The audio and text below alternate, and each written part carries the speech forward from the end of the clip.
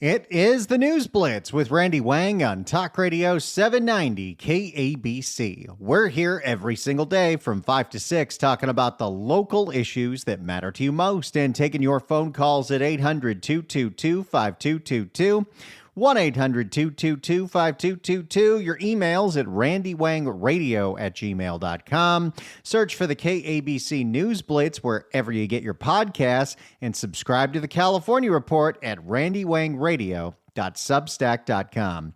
And with that, let's get into today's California Report for Thursday, March 5th, 2026. And this is a list that I curate every single day. This is my show prep visualized in something that you can all see and share. And any stories that interest you, you can, of course, do a deeper dive by watching the whole story, share them with your social circle. And we're starting today in Southern California at the Sepulveda Basin. Yesterday, Karen Bass and LAFD Chief Jaime Moore had a press conference announcing their efforts to clean up the Sepulveda Basin. And isn't it funny how all of a sudden Karen Bass cares about cleaning this area up? She's been mayor for the last 3.5 years, but now that it's an election year, now she's going to take this seriously. There was a fire almost every single day in the Sepulveda Basin last year. I think up through September, it was like 250. In 2024, it's possible there were 400 fires in this basin. And this is a huge plot of land. And I know there's a lot of jurisdictional questions as to, isn't a lot of this Army Corps of Engineers land? It doesn't matter. The homeless encampments that are in there have got to go. There have been so many fires. I live very close to this area, and there have been so many times where you just see the plume of smoke, and you're like, yep, the basin's on fire again, and there's no lightning here, so the basin on fire means that it's a man-made fire. Another issue that's been going on in the Sepulveda Basin is the rampant illegal dumping. And this isn't illegal dumping by the homeless. No. This is all of the illegal dumping by contractors and construction companies that don't want to pay dump fees because it's actually cheaper if you got caught and had to pay the fine for illegal dumping than if you went and dumped your industrial crap. And this should be something we have to change immediately. I know California doesn't like to toughen penalties for anything, but if the cost here, you have to do one of two things.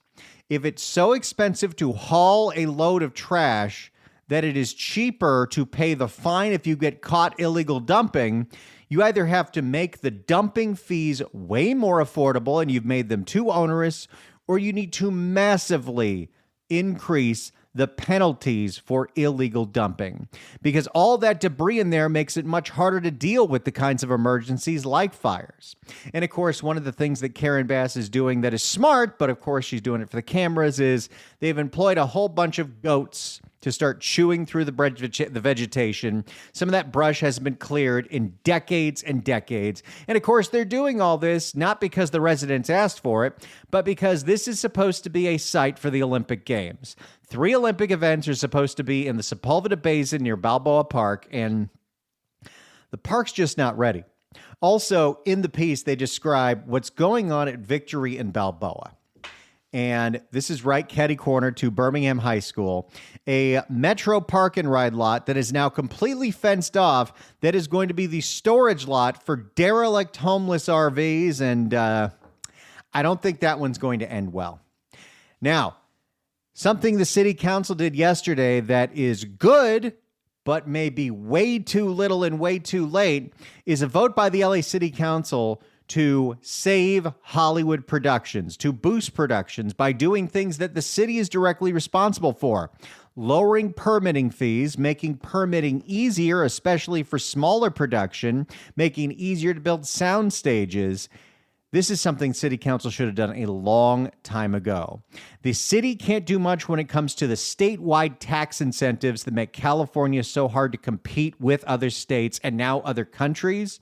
But at the very least, productions will stay here if you make it easier to shoot here. And we have bogged down productions with so much nonsense. Unfortunately, I don't think this is going to change the trend. I don't know how you bring back this industry that is already separated throughout the entire country, let alone the entire world. There are now people that have these skills below the line in all kinds of places, not just Atlanta, not just in Canada, not just in London.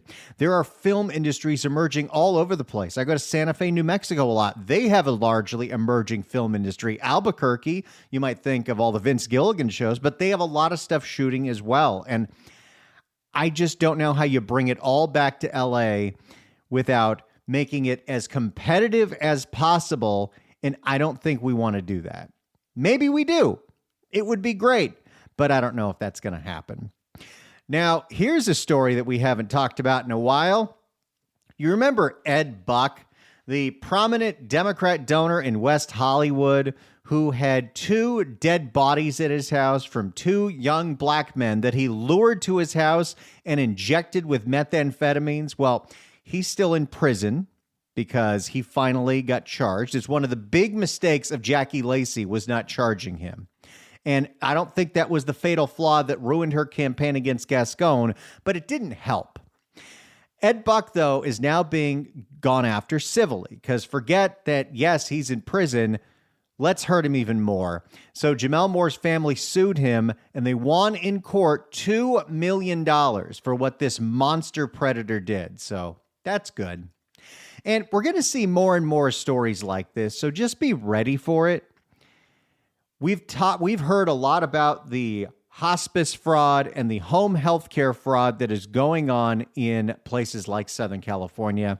Well, patients were rescued at an unlicensed elderly care facility in Carson, where you have people that are not qualified to do this, finding ways to sign up the elderly for things they don't realize they're signing up for, including things that they can bill Medicaid for. And this is happening a hell of a lot more. The people that were being taken care of were being taken care of in the worst of possible conditions, starving, malnourished. And unfortunately, there are plenty of people that want to scam the elderly and scam the system. And I don't know how we root out all the fraud in Medicaid without completely redoing how that system works. Because bogging it down in more bureaucracy, I don't know is the answer, but it seems to be real easy. You will get caught eventually to defraud some of our social safety nets. And a story very close to home. In fact, you've got to watch this one just to see the video that's referenced in it. We've had an issue going on near the radio station for a few weeks where in Culver City, where we are right next to the intersection of Robertson and Washington, as you're trying to cross Washington on Robertson, there's been a Waymo that has been sitting in the right lane saying it's going to make a right turn, and it just sits there, and the traffic backs up, and the traffic backs up. And eventually everyone gets mad and drives around it, and nothing was done. So on a lark, based on the fact that my buddy Art, our executive producer and assistant program director here, shot a little video that was hilarious, I sent it to our friends at Fox 11. They actually got Ed Laskos to come down and cover the story. And at least as of today, the Waymo's not stuck there. Now, I don't know what's going on. And of course, I am pro Waymo. And one of the things I learned about Waymo's interruptions in the big power outage with PG&E in San Francisco is part of the reason that a Waymo will stall out is a Waymo by regulation, not by technology, but by regulation, has to be connected to 5G internet at all times. So if there's like an internet dead zone, which is definitely possible, considering I work right around there and internet reception can be spotty at best sometimes, maybe that's what's going on. But as of today, it hasn't happened. But check out the story because you'll see Art's video and it'll make you giggle. And Matthew Seedorf, who I always love covering what he's covering for, again, always putting himself in harm's way, went down to a river in Orange County where county officials have been trying to make sure that the river doesn't overflow by making sure they deal with some of the vegetation near the river. But instead of, manually cutting it down, they're using poisons and herbicides and are not just killing off the plants, but they're killing off the wildlife. And you even have Katrina Foley, the supervisor in Orange County, saying, well, yeah, it's cheaper to do it this way, but You know, you don't need to save money on everything. For as much as this state loves to talk about being environmentally friendly, can we not use chemicals that are damaging the environment just to cut down some brush? And staying in Orange County, Todd Spitzer's office, the district attorney, is sounding the alarm on e-bike safety in the best way possible. There was a parent of a 12-year-old, got his kid an e-bike and said, you know what? We're going to make your e-bike even e-bikier. So they modified it by changing the pedals into pegs, removing the speed governor. So instead of a cap of 30 miles an hour, it could go to 60 miles an hour, and all kinds of other modifications to make his son a de facto motorcycle. Well, the kid crashed and hurt himself, and the father is being charged by the Orange County DA with child endangerment and child neglect. And I want this case to go all the way through. That parent is an idiot. That parent put his kid in harm's way. You can't blame the 12-year-old. You can blame the adult that bought the 12-year-old an expensive toy and modified it to make it even more dangerous. As I always talk about, there are certain things in society that you can decide are net goods or net negatives. E-bikes are net negatives, and it's not even close. Who has this technology helped besides making teens less safe and more rowdy? Let's just call them what they are. They are not e-bikes. They are e-motorcycles. And guess what? You need to be 16 and have a license to drive a motorcycle unless it's a dirt bike. So I think we need to really rethink on a state level how we regulate this technology. And this story is interesting. Los Angeles is going to be facing another budget deficit, of course. And it came out today that all of the licensed pot stores and cannabis businesses in the city of LA owe the city of LA about $400 million in unpaid taxes and fees.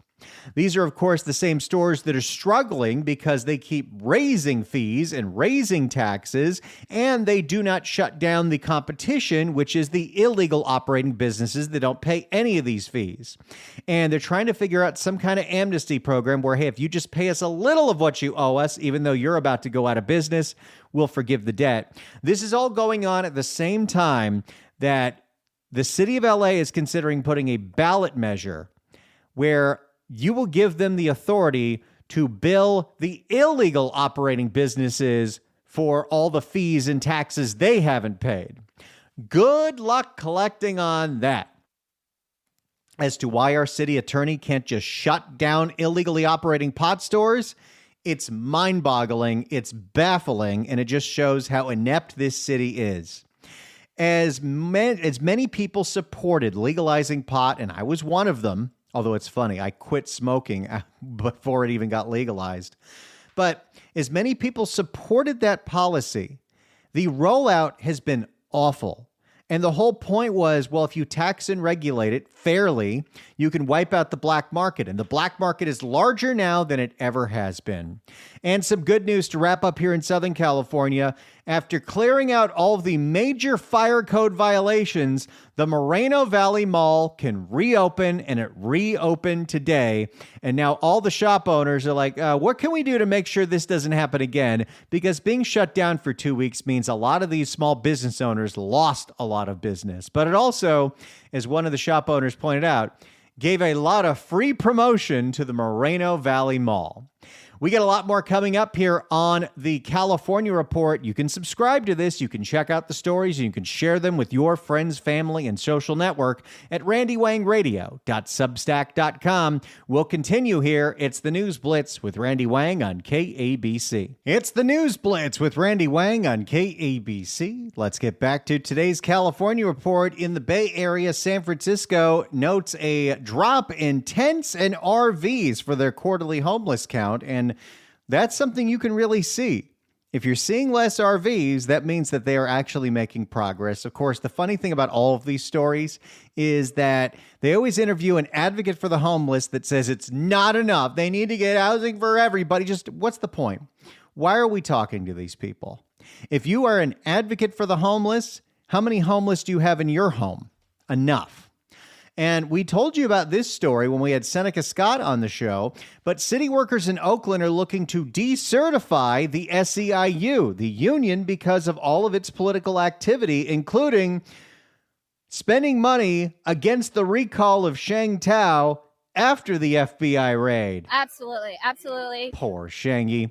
San Jose Unified is deciding on which schools they're going to close. Look, this is unfortunately the route that we're going to, whether it's too lucrative of union contracts, declining enrollment, and gosh, for as many things as I like to say about Matt Mahan, San Jose is so expensive. It is the ultimate, if you can afford to live there and you can afford to raise a family there, you can definitely afford private schools. So the public schools, I just don't know how they're going to make it. And you're not going to get more enrollment. It's not going to happen anytime soon. Even if every housing policy that the legislature and Gavin and the next governor are working on pass, and we start building like crazy, it's going to be a minimum 5 to 10 years before you start seeing enrollment bounce back. So I don't really know what you do.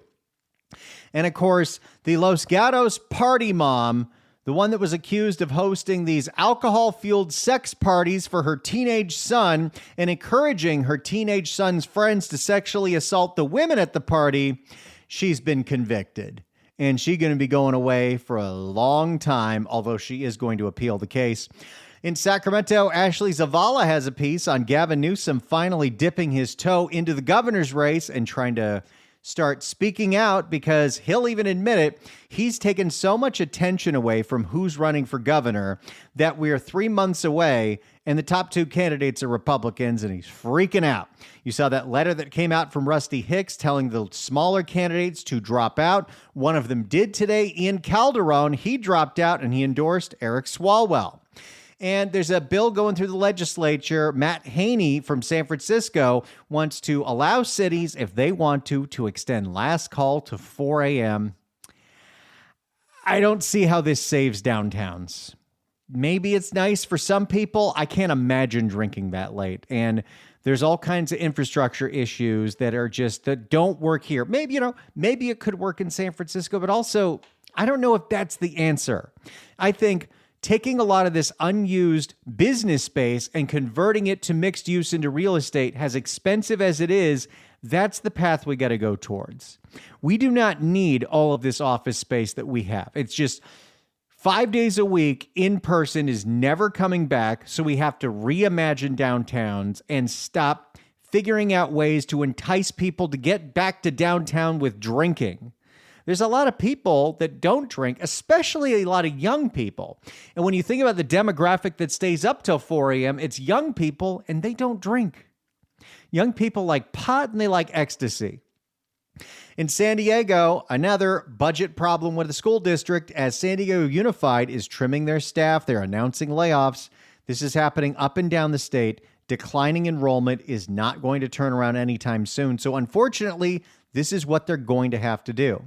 And San Diego housing departments are starting to figure out what they're going to do about the new regulation from the Department of Housing and Urban Development in the federal government that is going to ban mixed status families, where one member of the family is legal in this country, the other members of the family are not. You will not be able to use Section 8. And look, I understand that this might be kicking people when they're down, but we have a limited number of these vouchers. Shouldn't they be used on the people that are here legally? You could definitely make that argument.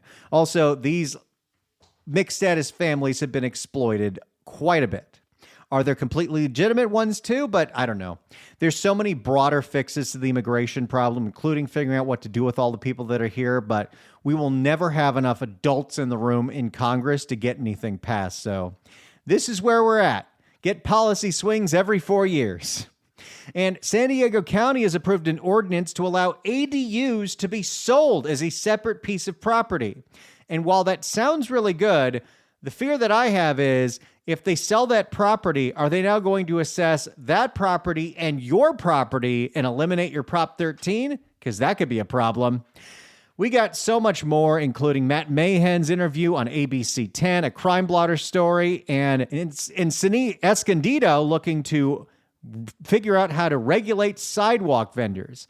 All of that is on today's California Report. So if you get some free time, subscribe. It's free. RandyWangRadio.substack.com. I love putting it together, so enjoy reading it. It's the News Blitz with Randy Wang on KABC. It is the News Blitz with Randy Wang on Talk Radio 790 KABC. We're here every single day from 5 to 6 talking about the local issues that matter to you most and taking your phone calls at 800-222-5222. Your emails at randywangradio@gmail.com. Search for the KABC News Blitz wherever you get your podcasts and subscribe to my Substack at randywangradio.substack.com to get your daily edition of the California Report. Our next guest is running for California State Senate District 24. Kristina Irwin, welcome back to the News Blitz. Hi, Randy. How are you? I'm great. Let's start off by reintroducing yourself to the audience. First, tell us where District 24 is so the voters will know who you are. You got it. So 24 looks a little bit weird on the map, but basically District 24 goes from Agoura Hills, Calabasas, Malibu Palisades. Then it goes inward towards Venice, Santa Monica, Bel Air, Beverly Hills, Marina Del Rey, and a little bit of Hollywood, West Hollywood, Lomita, Torrance. It's huge. And then it goes down to the beach cities, including Palos Verdes, Rancho Palos Verdes, and Rolling Hills Estates. All right. Now that we've got that out of the way, remind us who you are and why, oh, why you would want to run for state senate. You got it. So I am a common sense candidate. I'm a mom of three. And basically, I ran in 2022 as a write-in, and that's a whole nother story, but I got the most write-in votes ever, which was about 6,300. And I heard a calling of people needing me. That time was during COVID. So, with COVID, the school shutdowns, the mandates, all that nonsense happened, and it affected not just many kids, but my kids. And so fast forward, here we are, Palisades fire. Now my kids' school burns down. Now they're back on Zoom, and I'm like, you know what? I got to run this time. I just have to run. So that's the calling. That's what I'm doing. And let's talk about the rebuild in the Palisades. We are a year and 2 months since the destructive wildfires that took out so many homes in the Palisades and Altadena. How would you rate the recovery so far? -0. If I'm being honest. That's pretty bad. Yeah. It is, and it's really bad that I have to drive my kids there every single day, and they have to see this, and they have to remember their friends' houses, their friends. I mean, they're off even worse. Poor kids. They lost their houses. Their school's barely being rebuilt. They come out after school to the village, and there's nothing there. I mean, yeah, there's Caruso's place, the village which survived, but it's not open yet. And I just took a video. I was there, Randy, maybe like a couple days ago. Took a video. I said, where is the construction? There's no construction going on. A year later, nothing. Maybe like 4 houses have been built. It's insane. Now, of course, one of the biggest problems that a lot of homeowners are having when it comes to rebuilding, while even, you talk to a lot of people out there, they'll admit the permitting process isn't great, but it is moving. But a lot of people, It doesn't matter if they have a permit or not. They can't start putting shovels in the ground because they still haven't been made whole by their insurance company, as we still are a year and a half out, have so many people that are not getting their claims fulfilled. What can the California legislature do to fix our messed up insurance industry where they got everything they've ever wanted with this rate hike package through Ricardo Lara, yet they are not making policyholders whole, and there's nobody that seems to want to hold them accountable for that? Well, first of all, common sense. We need to cut needless red tape so that our families, our working class families, can rebuild their homes faster. And one thing we need to do is also speed up the permitting process, waive the fees, waive the property taxes. There's lots of stuff that can be done. Maybe have insurance companies where it could reach across state lines. There's a lot of possibilities. One of them is definitely not SB 79, the bill that Scott Wiener is trying to pass. That's something we don't want. We don't want high density in the Palisades or anywhere for that matter. I mean, you saw, Randy, people couldn't even get out. It was horrible. They would left their cars burning, and people were screaming, and they had nowhere to go except one way.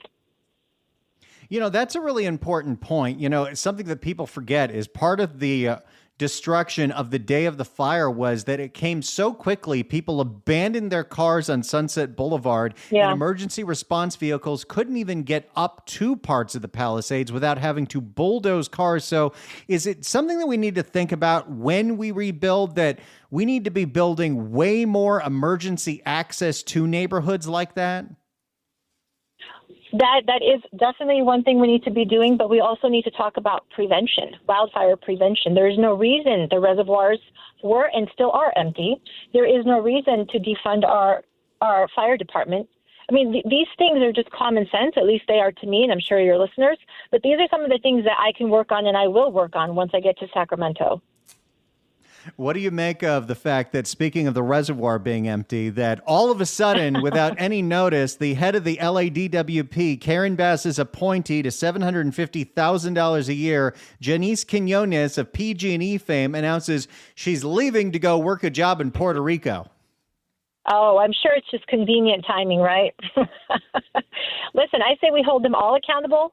We start, reeling them in. Karen Bass, what's her name? The fire chief, Kristen Crawley, all of them. They all need to be held accountable. I'm sorry, including Newsom. This is not something that, hey, you just kind of roll it over and move on, because we are LA, we are fire season. We literally always have fire season. We just had the Santa Anas, and it's time to make a plan. It's time to open up these politicians' eyes. All they want is power and control and to move up the political ladder, which is why I think I'm a great candidate. I'm just an ordinary person, and I have my ear to the ground. I see things every single day. We're speaking with Kristina Irwin. She's running for California State Senate District 24. Her website is KristinaIrwin.com. That's Kristina with a K. Now, your district does cover parts of Hollywood, and the entertainment industry is in quite a crisis right now with productions that are leaving for other states, other countries. California and LA specifically is just not nearly as competitive. The LA City Council passed a whole bunch of too little, too late measures that would cut down on permit fees, permit time, but there's only so much that can be done at the local level. What do you think needs to be done at the state level to bring productions back to California? Well, again, we need to start, snipping away at the bureaucratic red tape and cutting things. I mean, all these fees, when people want to go out and they want to make a movie, the fees are exorbitant. I mean, there is no reason for it. That brings me back to my point of, we're not equipped right now to do anything. The society is not affordable. People can't do anything. And if Hollywood, which has so much money, is leaving, if the oil companies have to pay to leave California, the politicians, they're not doing so well. They're obviously doing something wrong. In 2024, voters in this state and even in this county overwhelmingly passed a measure called Proposition 36. And Proposition 36 was a measure to increase the penalties for drug possession and repeated retail theft, where on your third arrest, you could be charged with a treatment-mandated felony. Even though that passed overwhelmingly, the legislature and the governor have not funded it. So even when these Prop 36 charges are brought, and Nathan Hochman is bringing them, we do not have the treatment beds. If you're in the legislature, will you be pushing to fully fund Prop 36? 100%. That is where I stand on. I'm very strict on crime. I'm very strict on make crime criminal again. We need to fund our law enforcement, our men and women in uniform, first responders, LAFD. We need those funds because safety is a priority, and people don't feel safe to go out into their neighborhoods, into the parks. I mean, when I talk about fentanyl and drugs and homeless, Prop 36 would have helped with all of this. But, Gavin Newsom says he doesn't have the money for it because he needed it for his gerrymandering Prop 50. We're speaking to Kristina Irwin. She's running for California State Senate. You ask any average Californian, they'll tell you the biggest issue is the cost of living here. It's why so many people are leaving not just the state, but leaving places like Los Angeles for cheaper communities. And of course, one of the biggest factors is the cost of housing, the cost of owning a home, the cost of building a home. There was a forum today where everyone who's important that's running for governor seemed to all be on the same page, both Democrats and Republicans, about things that need to be done. What do you think needs to be changed at the state level to lower the cost of housing in California? You know, if we could somehow waive property tax or just eliminate it for our seniors that are 65 that have already paid their house off, that's one probability. Of course, you know, I would have to work with the other people in the state legislature. But if you think about that in the permitting process, there's no reason someone has to get a permit and I mean, XYZ, however much it is, 30, 40,000, depending on what you're building. But also they have to wait an exorbitant amount of time, sometimes up to a year. It doesn't even make sense. The process needs to be, and it can be, streamlined, and it could be cheaper and more affordable. Bringing the people in, bringing in the developers, bringing in the people that want to live here again. I mean, the whole goal is to make California livable. We're speaking with Kristina Irwin, who's running for California State Senate. Of course, one of the other major issues in this state is the ever worsening problem of homelessness. What do you think needs to be changed at the state level to make sure all the money that we're spending is much more, to use everyone's favorite term, accountable?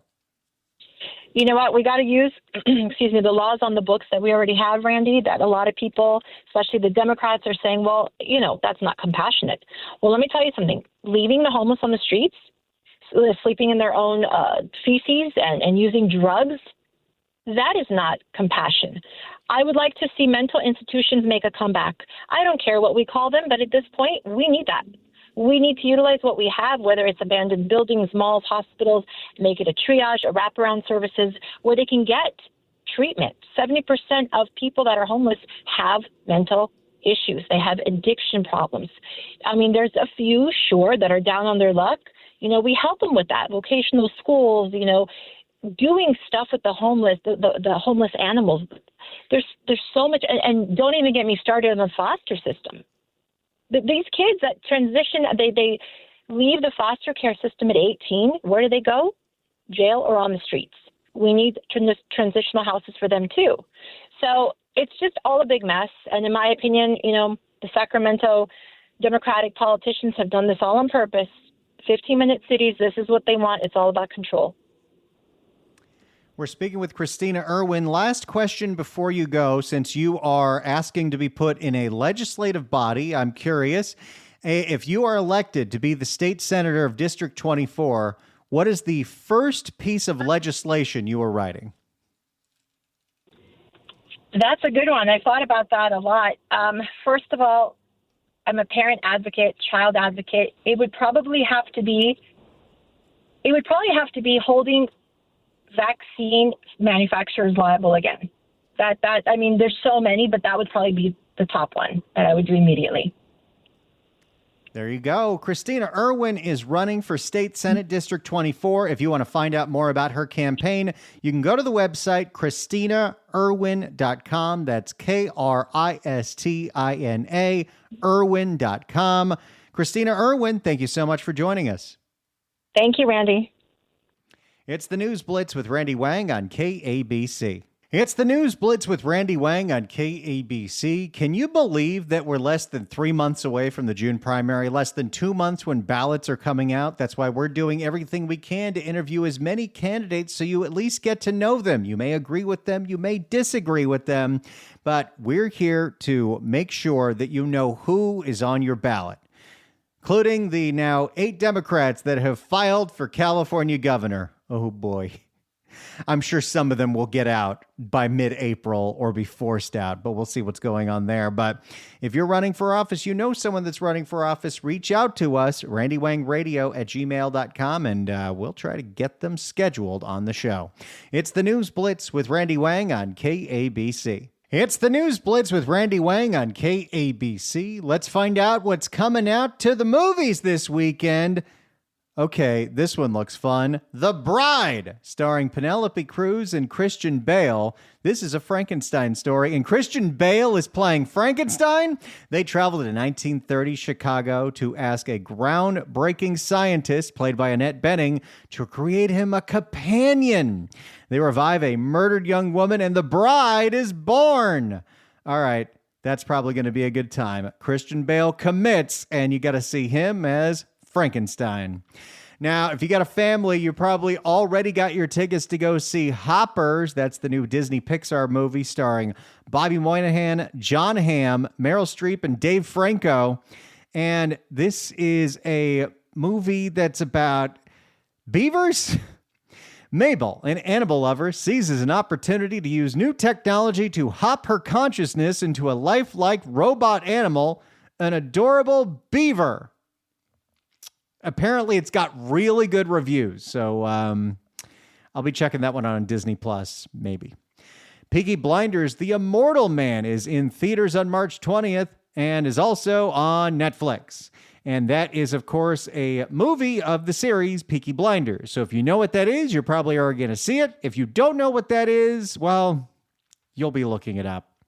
And here's an interesting one. Apple is releasing Corey Feldman versus the World, a documentary following Corey Feldman as he mounts a surreal rock tour with a band of lingerie-clad angels. The tour goes horribly awry, forcing Feldman to confront his long-held accusations about Hollywood abuse. If anyone's got a story to tell about the crazy things that happened as a child star in the 80s, Corey Feldman has it. Now, in the theater world, this is exciting. Broadway and Hollywood just announced their 2026-2027 season. And of course, the big shows are coming back. The Lion King, Hamilton. But here's some of the new shows that are coming to the Pantages Theater.